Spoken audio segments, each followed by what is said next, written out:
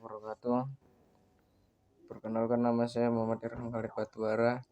Di sini saya akan menjelaskan mengenai struktur pengorganisasian dalam suatu perusahaan.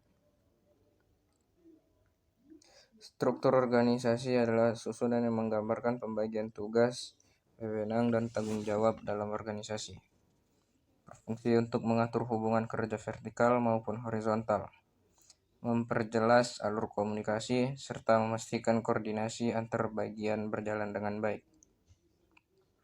Struktur organisasi menentukan siapa yang memimpin, siapa yang melaksanakan, bagaimana alur pembagian keputusan, dan bagaimana mekanisme pengawasan dijalankan. Perubahan struktur organisasi merupakan hal wajar dan perlu dilakukan untuk menghadapi tantangan internal maupun eksternal, seperti perkembangan masyarakat, teknologi, dan kebijakan publik. Tanpa struktur organisasi yang jelas dan efisien, pelayanan publik akan cenderung lambat, birokratis, tidak adaptif, bahkan tidak mampu memenuhi harapan masyarakat. Yang kedua, bentuk struktur organisasi dan karakteristiknya. Organisasi lini garis wewenang langsung dari atasan ke bawahan. Kelebihan sederhana, keputusan cepat, disiplin tinggi, kontrolnya mudah. Kelemahannya terlalu otoriter, bergantung pada satu pemimpin, kurang fleksibel menghadapi masalah kompleks.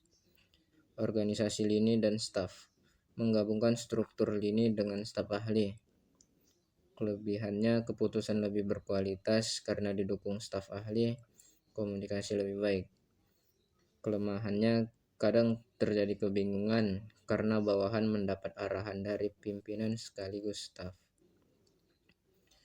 Yang ketiga, organisasi fungsional. Tugas dibagi berdasarkan spesialisasi atau keahlian tertentu.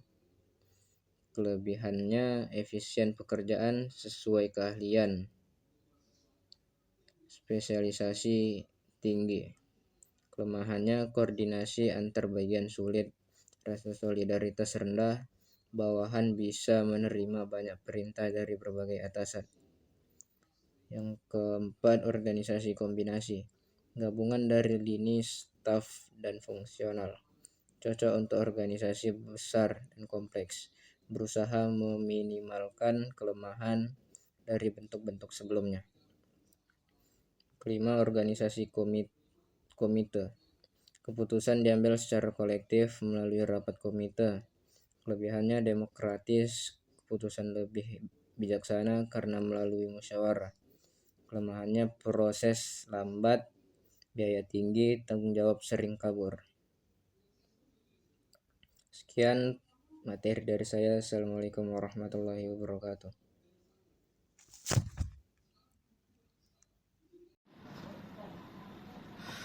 Yang ketiga, elemen-elemen penting dalam struktur organisasi. Spesialisasi aktivitas. Setiap bagian diberi pembagian kerja jelas sesuai bagi bidangnya. Standarisasi aktivitas. Setiap kegiatan dilakukan dengan prosedur yang seragam untuk menjamin konsistensi. Koordinasi aktivitas. Mengintegrasikan berbagai aktivitas agar tidak terjadi tumpang tindih atau konflik kepentingan. Sentralisasi dan desentralisasi. Menentukan seberapa besar pengambilan keputusan yang dilakukan oleh pimpinan pusat atau didelegasikan ke tingkat bawah. Struktur organisasi yang seimbang dalam keempat elemen ini akan menciptakan efektivitas, efisiensi, dan kepastian dalam pelaksanaan pelayanan publik. Yang keempat, kualitas pelayanan publik. Pelayanan publik adalah memenuhi kebutuhan masyarakat melalui aktivitas aparatur negara. Kualitas pelayanan publik dengan metode serval yang terdiri atas yang pertama tangible atau bukti fisik, kondisi sarana prasarana, fasilitas pelayanan serta penampilan petugas. Yang kedua reliability atau keandalan, kemampuan memberikan pelayanan yang sesuai janji, tepat waktu dan akurat.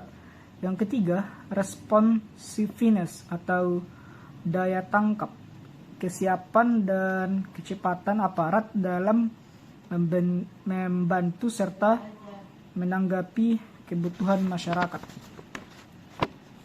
Yang keempat, asuransi atau jaminan, pengetahuan, sikap sopan, keramahan serta kredibilitas petugas adalah membentuk rasa aman. Yang kelima, empathy atau kepedulian, perhatian personal kepada masyarakat, memahami kebutuhan serta memberikan pelayanan dengan sikap peduli. Pelayanan publik yang berkualitas berarti pelayanan yang sesuai harapan masyarakat, mudah diakses, adil, transparan, serta mampu memberikan kepuasan. Baik, hubungan struktur organisasi dengan kualitas pelayanan. Struktur organisasi yang baik mempermudah koordinasi, memperjelas tanggung jawab, mempercepat pengambilan keputusan, menghasilkan pelayanan cepat, tepat, akurat, dan sesuai standar. Struktur organisasi yang buruk menimbulkan tumpang tindih wewenang, jalur komunikasi tidak jelas, keputusan lambat, pelayanan menjadi kaku, tidak efisien, dan mengecewakan masyarakat. Sentralisasi berlebihan dapat membuat pelayanan lambat karena semua keputusan menunggu pimpinan. Sebaliknya, desentralisasi yang seimbang dapat meningkatkan daya tanggapan pelayanan. Dengan kata lain, kualitas pelayanan publik bukan hanya ditentukan oleh individu aparatur, tetapi juga sangat dipengaruhi oleh bagaimana struktur organisasi dibangun dan dijalankan. Kesimpulannya, struktur organisasi adalah faktor kunci dalam keberhasilan organisasi, terutama dalam pelayanan publik.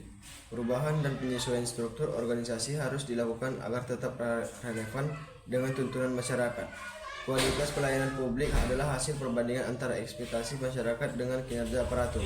Untuk mencapai pelayanan publik yang prima, diperlukan struktur organisasi yang efektif, efisien, fleksibel, dan berorientasi pada kepuasan masyarakat. Sekian dari saya. Assalamualaikum warahmatullahi wabarakatuh.